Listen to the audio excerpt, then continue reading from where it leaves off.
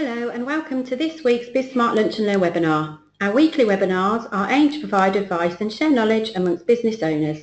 This is part of our service to our Smart Room members. If you're not already a member or BizSmart client and would like to access our archive of webinars, then please visit our website biz-smart.co.uk and go to the Smart Room page. Our host joining me today is BizSmart founder Kevin Brent. But before we start the webinar, can I ask you all to use the question mark function on your screen to post any questions that you may have for Kevin, and he'll do his best to answer them all at the end of the session. Thank you, Kevin. Over to you. Excellent. Thank you, Caroline. So, today's topic, how to measure what matters. We all know, I'm sure we all know that we should be keeping a close eye on our business performance. And most of us are probably familiar with the term key performance indicators or KPIs.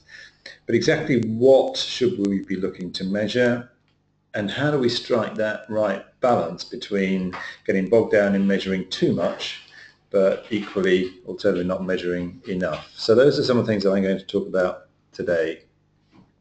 We've possibly also, most of us, heard about the adage of what gets measured gets done.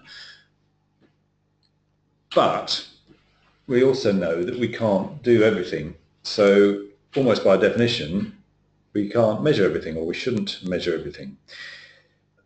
So deep down, we know we should be reviewing things regularly, and we know we should be making a habit of that. But to make something a habit, we've got to get started in the first place, and that's where I'm going to try and see if we can help. So broadly speaking, there are two kinds of indicators, performance indicators, that we need to think about. And that's leading and lagging KPIs.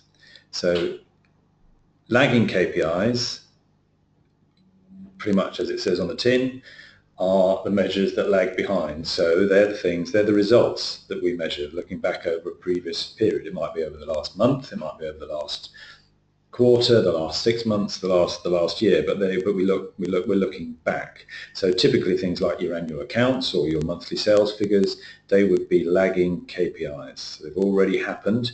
We're reporting and analysing to make sure that we're in control and that things don't slip. So that's what lagging KPIs are about. Leading KPIs, on the other hand, are more about behavioural indicators that we hope will lead to the results, the lagging indicators that we want to see. So they're leading KPIs, they're about the behaviours, and they influence the results that we want to see.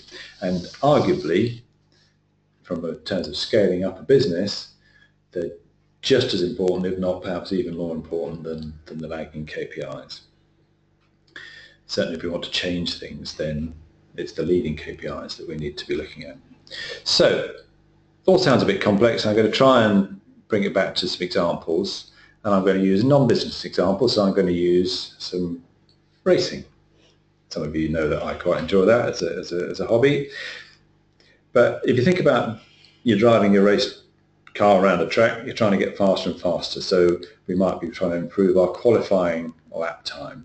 So our lagging KPIs might well be our lap times. There might be our sector time, so tracks are typically split up into different sectors. There might be our corner speed, our entry speed, exit speed, corner speed, that kind of thing. They're all things that we can measure in our car. Some of those things we can see while we're driving. Many of those things we'll see after we've done that particular session. So they're definitely lagging KPIs. The overall objective that we're trying to achieve is a fast lap time, and we can start to then look as to where we might be losing time within that lap, and perhaps identify a particular corner. Maybe it's, we can see that that's the most important corner on the track to get right from a lap time point of view, or it might be our worst corner, and we might want to then focus on that particular corner. So that helps. So the lagging KPIs then help us to know where to look and where to focus our efforts. And we might conclude a couple of things. We might think that we're braking too early for that corner, and maybe we're not taking the best line. Perhaps we're clipping the apex too late, leading to us running wide on the exit or something. So for the next session, we might then focus on that one priority corner. So now it's a bit blurred, so apologies for that, but we're now looking at one particular corner in detail, and we can set ourselves a couple of leading behavioural KPIs that should improve our time around this corner and therefore our overlap time. So we said we might want to break later. Breaking point's not particularly indicated on this diagram, but we might then want but what we'll want to do is probably pick a reference point for our breaking, and then each lap or each time around this corner, we might want to extend that breaking point until we reach a point where we think we've gone too far and we struggle to actually make the corner. Hopefully we haven't taken it too far, as some of us may have done in the past. But so we can extend that until we reach the limit, till we've got it just right. We also might want to apex a little bit later, and you can see different lines on this diagram, depending on where you clip the apex, and that is driven by when you start your turn in, your exit speed may be compromised. If you turn in too early into a corner, you're going to run out of space, run out of track on the exit, therefore you can't get your power down as early as you'd like to, and you're going to sacrifice the exit speed and therefore the speed all the way down the next straight that comes after that corner. So we can pick another reference point for a turning point, and we can extend that until we clip the apex where we think it's absolutely right to give us our maximum exit speed. So those are our leading KPIs, because they're the behaviours that we can do in the car, and we can spot what we're doing, and we can influence those. Now, what we'll then do, once we've done that for a session, perhaps it might be for that next 20-minute session or whatever, we're out on the track focusing on that one corner, we can come in and we can then look at all the data, and we can compare different laps with other laps and see whether we actually made an effect on the overall lap time at the end of the day. So we can actually look back and see, well, we thought we were braking later, so did we see that? And we can say, oh, well, hang on, actually on that particular lap, maybe we thought it was right, but we broke even too late, perhaps, and in fact it sacrificed a bit of our speed. So we can look at all of those things. So we've looked at our lagging KPIs to start with to enable us to focus on a particular corner. We then developed some behavioural KPIs, the braking later and turning later, which we've adopted and tried, and then we've gone back and we've looked at our lagging KPIs to see whether we nailed that particular corner. And then once we've nailed that corner, we might well then move on to a different corner, so a second priority corner, for the next session, and work on that. But of course we want to remember what we did with that first corner, so we'll keep those KPIs in the background, or we'll keep that behavioural in mind, and move on and focus on the next corner. So in principle, that's what we're trying to do in business. So what lessons can we learn from that we can apply back to business KPIs? So first of all, we had an overall objective. In this particular case, it was to improve our lap time, to go faster. So we might set ourselves a specific time, or we might decide we want to knock a certain amount of time off of our previous lap time for that session. But we had an overall objective. We then asked ourselves, what are the key lagging KPIs to check those results? And in that case, that example, it was the overall lap time and sector times and individual corner times. And we said perhaps the speed around the corner, so the entry speed, the apex speed around the middle of the corner, and the exit speed, might want to measure all those things. And then we gave ourselves a priority focus for the next period or the next session that was aligned with the overall objective. So we focused on a particular corner for a while, and we worked at that until we got it right. Then we asked ourselves, what are the few leading KPIs that we think will have the most impact on that corner speed? And that was our breaking point and things like that. But we gave ourselves some reference points, so we had some benchmarks, if you like, so we knew whether or not we were braking later or earlier. So we weren't just saying, oh, we'll just brake somewhere, we'll try and brake later. We actually picked ourselves a benchmark, a reference point that we could check on, and then we came back afterwards for our lagging KPIs. So if we think about those as lessons learned from the lap time point of view, then we can take those through into business. There's a couple of other things that just want to talk about quickly that's worth pointing out. So first of all, we presumably want to improve our lap times for qualifying to improve our position on the grid, but also we want to end up winning more races probably and hopefully doing better in the championship, maybe even winning the championship. And that might be our overall long-term vision. But we're not doing it in isolation because we are well on that lap on our own, but when we're racing, of course, we're with everybody else. So it would help us to know what other people are doing.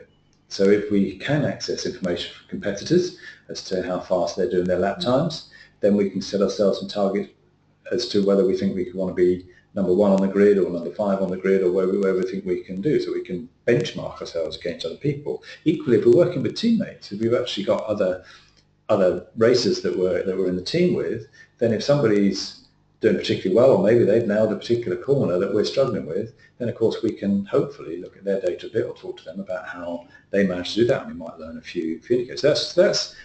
That's one thing worth bearing in mind. We're not in isolation, so think about competitors and think about whether, or there are other teammates. So in our case, in businesses, it might be other business owners that we can learn from. So great. But secondly, we've only focused with the racing example on one particular aspect of that, the driver and those few things that we were talking about.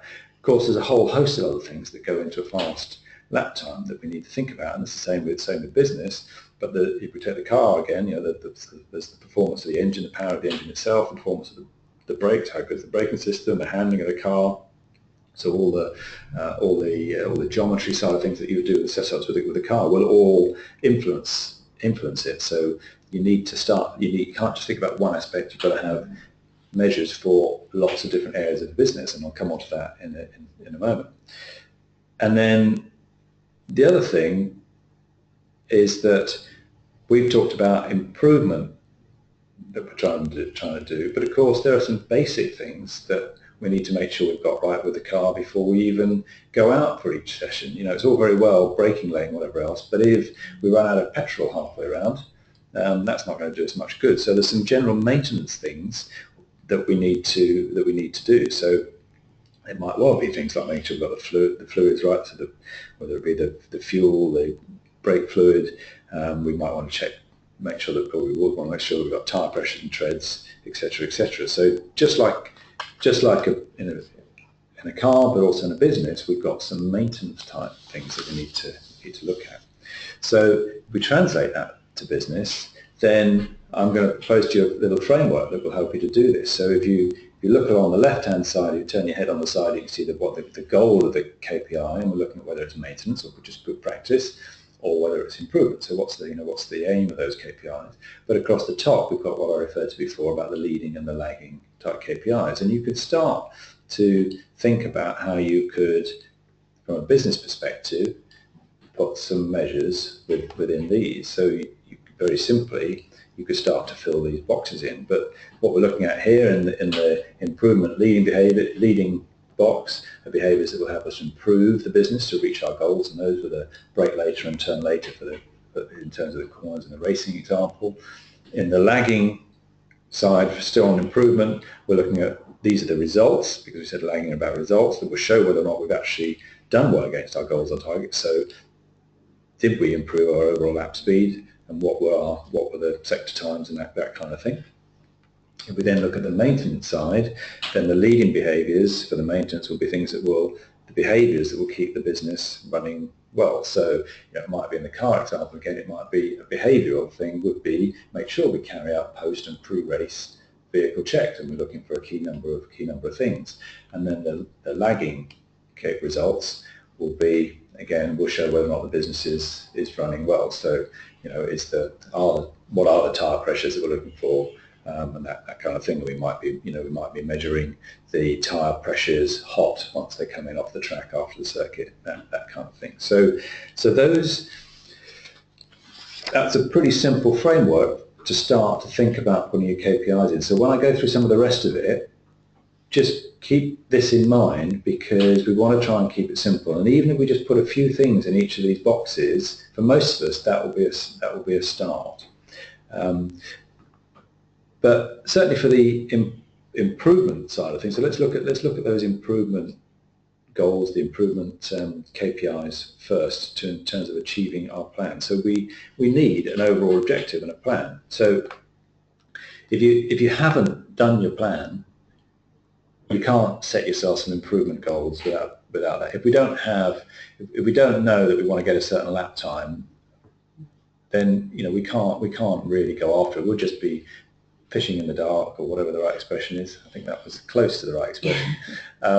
Then we just don't know where we're headed. So if you haven't done your plan, you need to do a plan, and you need to get yourself a long-term goal or purpose. You translate that into your 10 or 15-year stretch goal. You need to set yourself a 3-year plan on the way that you need to get to break, and then break that down into the 1-year plan and a handful of key objectives. Because what we're talking KPIs here, we're getting down to the nitty-gritty, so we need to be down in our one year type plan side of things. So set yourself a handful of key objectives that are on your way to your 3-year plan. And if you need help doing this, then we've gone through this on a number of previous webinars, so we'll be able to send you the links out if you ask us to do that. All right, so we've got that.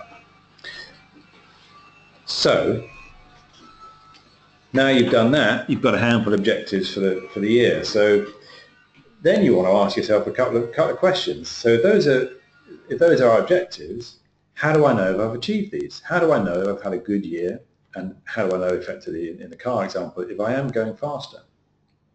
So if you ask yourself these questions, and then just jot down some of the answers. Some of these will be financial, there'll be turnover, profit, cash in the bank, all that sort of stuff, but they won't all by any means be financial. Others might well be around the efficiency of operations and that kind of thing, quality, whatever. So these become your targets and your lagging KPIs for the year. And if you know where you are now against those targets and benchmarks, then they become your starting point, and you can set yourself where you want to be month by month. So if you know that you're at 5% net profit now and you want to be at 10% by the end of the year, you can set yourself some monthly targets as to where you want to go along the way. And remember, there should only be a handful of these. These are the equivalent of our lap time and our sector corner times, and we can compare our actual results against our target benchmark results to know if we've improved or not, and by how much. So we should now be able to answer the question if we've had a good year and whether it was a good result, not just actually what the time was. So if we're looking at that time, was 58 seconds, is that good or not? That's what we need that benchmark idea for. So if you've got those, those were our improvement lagging KPIs. So they're effectively like our targets in a way, things we're aiming for. Then, if you just ask yourself, what key things need to happen to achieve these? They're sort of our critical paths that we often refer to. But if you say, what key things need to happen? So if I want to hit my profit margin of 10%, what key things do I need to happen in order for me to do that? What might I need to work on? And they become our key behaviours that we can measure and keep track of over the years. So they become then the improvement leading KPIs. So I don't think I moved on the slide there, did I? So that was the slide I should have been on there, is what key things need to happen in order to achieve these are those critical paths. So now we've done those, we've got an idea for overall what we're trying to do. Now this idea of having a focus for the next session, focusing on a particular corner, we might want to say, well, what are we going to do for the next quarter? So set yourself an additional focus for a quarter. And so if you decide which of your annual objective critical paths you're going to have a real focus on for the next quarter, what do we think is really important that will have a major impact on achieving our annual objectives? So for the sake of argument, it might well be taking on a new employee to manage the lead generation activities and getting that employee up and running and fully operational. We might set that as a particular quarter focus that we want, because we know it's in line. If one of our overall ones was to improve the lead generation activities, this is a key stepping stone along the way. So for this quarter, you might list out then the key things that need to happen before the end of the quarter in order to get somebody on board and get them up to speed. And for this quarter, you would add those to your leading KPIs as an additional level of focus. And then what's likely to happen as a result of you doing that is that you're going to make some changes and some improvements that you're going to then carry on for beyond that quarter. So you can take on one or two key metrics that you would then carry on, but you wouldn't take on all the detail beyond that next quarter. So assuming they're in place and they're up to speed, what would you carry on then? So, but that idea of having a focus each quarter on something specific is something that is really important, and I want you to get your head around. So if we've done all that well, we've now got an oversight of where we're trying to get to over the next year to achieve our long-term plans. We've listed a few of the key leading and lagging KPIs for improvement to get us there and keep track of whether we get there or not. So we've set our improvement KPIs. The next step then is to set our maintenance leading and lagging KPIs. So here we're going to have a combination of things that perhaps are best practice, you know, what the books say we should look at, and what we think are important specifically for our business. So there'll be some general things and there'll be some specific things.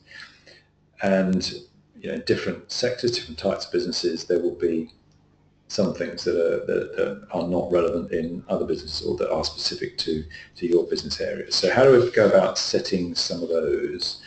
So a great place to start is simply to list out the key functions of any business. Any business, doesn't matter whether you're service or manufacturing or whatever you might be doing within those, you'll need to have these key functions being done, regardless of whether you've got one person in business or whether you've got a team of people. These things still need to be done. So you've got your finances, your marketing, might include customer advocacy, customer service, you've got your sales, you've got your operations, you've got your team side of things, you've got your leadership side of things, and you've got your stability side of things, making sure the business doesn't fall over, that it's protected, and that you're not over reliant on any one individual or any one customer, that kind of thing. So if you start with those key functions and then imagine yourself employing somebody for those roles, so whether or not you've got people in it or whether it's just you, ask yourself the person, if I had somebody in that role and you in that role, how would I know if they're doing the job well? And if you jot down 4 or 5 things for each of those key areas, then they'll become our leading maintenance KPIs. Because if we know that, say for customer advocacy, what we want is we want to make sure that all customers have at least one annual account review. That's a leading KPI that we want from a maintenance point of view. That's just what we need to do. It will help improve things as well, but that is a key leading maintenance KPI potentially for that. You might also sometimes have a particular process within your business. There might be something about your business that you want to add into this list that you might want to include in there. Might be quality management. If you think that particularly for your production side, quality is absolutely key on that, you might list that as a separate thing, separate level here. But if you just start with those basic areas, then that will be a really good start. Jot down a few things. How would I know if they're doing the job well?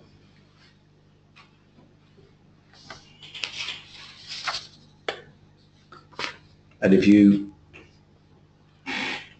with each of those, when you ask that question, you can also then start to try and put a number to it, a target number to it, and then you've actually got something that you can assess against whether or not you've actually got kind of behavioural, but also specific. So if it is all customers will have had an annual review, then you can track that. You can actually look at what percentage of your customers have had that annual review, or if it's not for all customers, a particular type of customer, but you can set yourself a benchmark. If now only half of them have it, but you want to get to 75% by the end of the year, then you can track that. So that's the logical approach.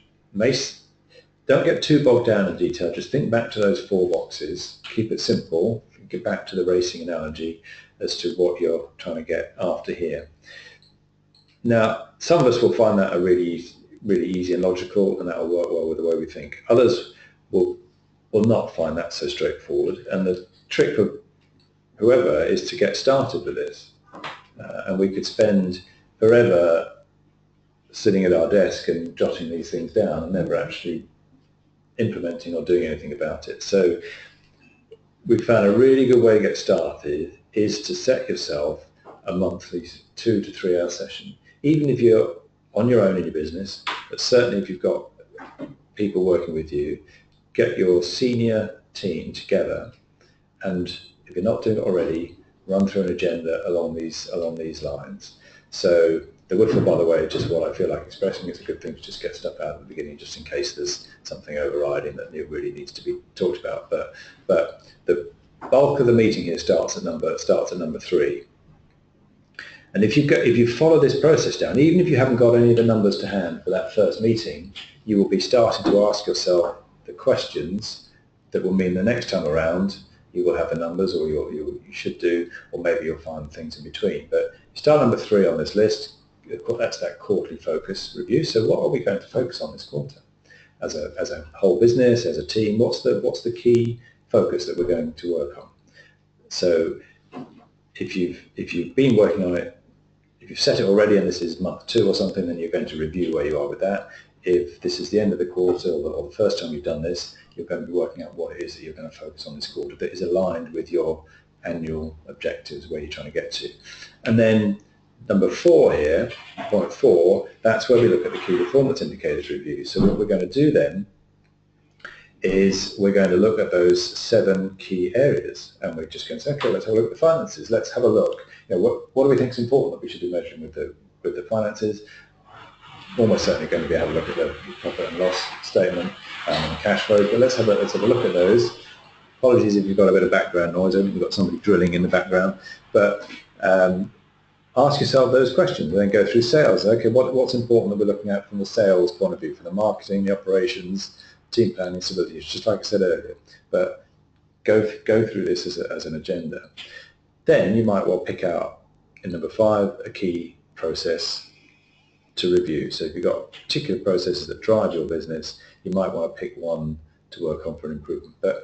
And there's a couple of other things there on that agenda. But if that's the bulk, that's the majority, the key important bit of that agenda. And if you get yourself in the habit of doing something like this every month, even if it's just you asking yourself those questions, you will start to generate your own KPIs and things that you're going to want to be looking at. So if you like the really logical approach and detail of going through it step by step, fantastic. If you prefer to do it a little bit more like this, initially at a lighter level, then fine. But as long as you get started and you start doing it, then great. So that pretty much is it, except for the fact that you'll notice I've kept away pretty much from giving you prescriptive key performance indicators to measure. What I've done is giving you a framework and a structure to help you to work out what's important for your business, rather than me telling you what the textbooks tell you that you should be measuring. However, there's one area that you probably need to be prescriptive on, and that is the cash. You really must have some financial key performance measures that you're looking at, and the cash is the important stuff. So as you can see here, it's cash in the bank. Absolutely. I mean, I'm sure you're monitoring. I hope you're monitoring this, all of you anyway. But cash in the bank, but the change in cash position from month to month. So if you've got less cash at the end of this month than you had at the beginning of last month, work out why. If it's a couple of things you know and you can explain, perfect, no worries.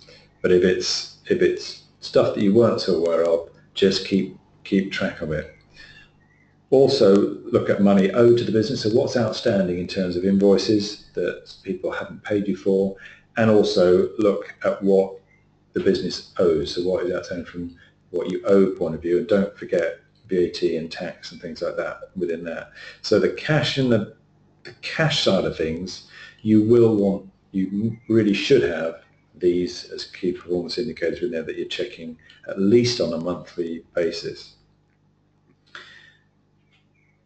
And if you use a package like Xero, then you'll have these on there'll be a summary table that you can literally just have at the click of a button. So you'll have all of those things, and I'd be surprised if most of us won't also want to measure sales, so the turnover for that period, the gross profit margin, gross profit and the margin, the net profit and the net margin. Those will be other things that we'll almost certainly want to include. But the cash is absolutely imperative. So that's why I wanted to look at that.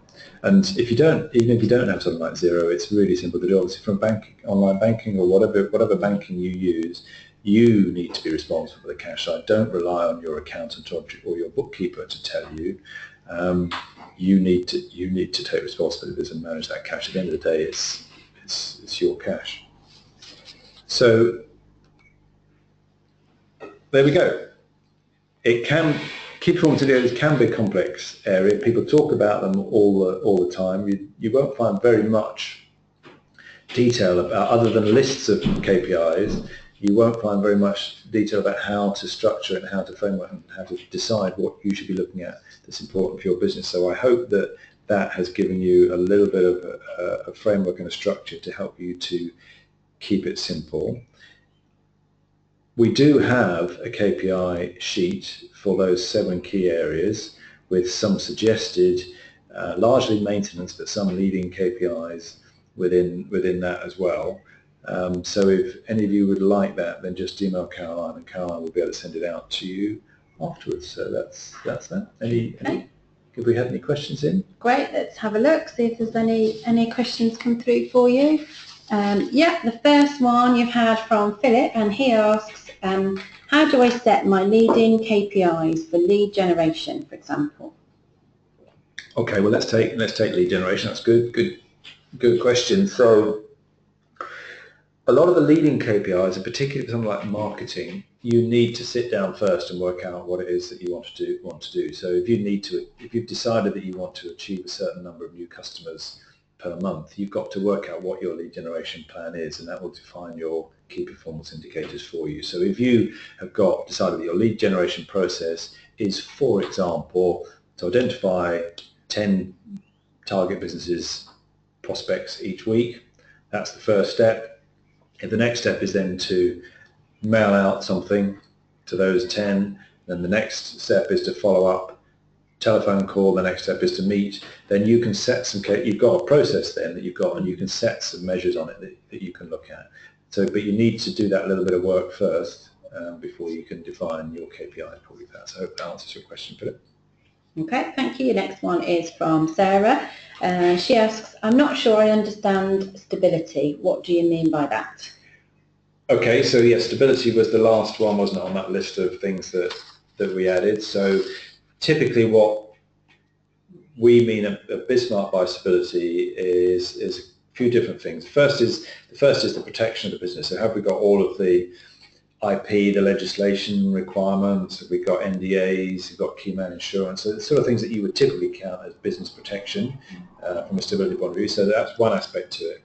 But then another aspect is seasonality. So we're looking, some businesses are very seasonal, so we're looking at how do we spread that out and make it more even over the year. What can we do in other parts? So we've got a stable business, so we don't have peaks and troughs from that side of things, and from a lead generation, the business perspective. But there are also a couple of things like we don't want to have a business that's over-reliant on any one key customer, any one key supplier, or any one key employee. So again, there will be things around those. So those are the sort of things that we think about in stability. Okay, thank you. Your next question is from Simon, and he asks, should my monthly meetings always be the same agenda? Okay, thanks, Simon. So that's what we're proposing, yes, basically, is that outline agenda that I put up earlier on the slide works pretty well month by month. Okay, the individual KPIs that are in there, you will adapt as time goes on. That's fine, because that's just an outline agenda.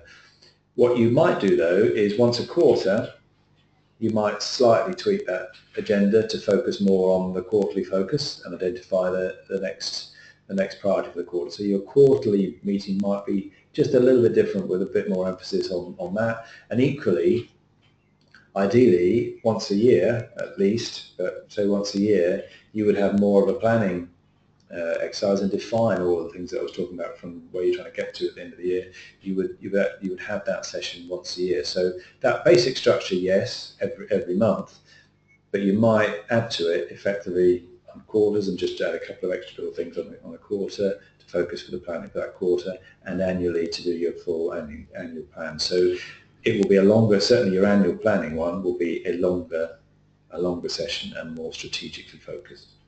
Okay, Thank you. perfect. Thank you very much.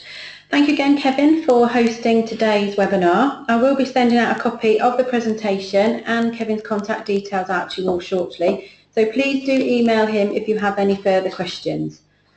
Before we close, just a quick reminder that this webinar is part of our service to our Smart Room members. If you're not already a member or a BizSmart client and you would like to access our archive of webinars, then please visit our website biz-smart.co.uk and go to the Smart Room page. That's the end of today's webinar. Thank you for listening, and we hope you can join us all again very soon.